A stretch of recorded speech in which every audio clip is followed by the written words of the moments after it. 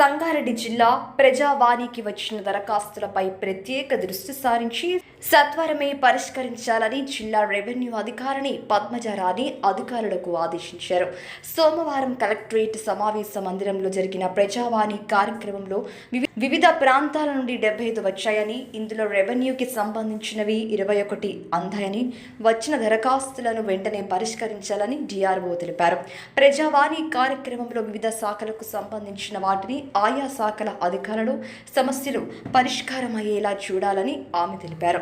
ఈ కార్యక్రమంలో వివిధ శాఖల అధికారులు తదితరులు పాల్గొన్నారు.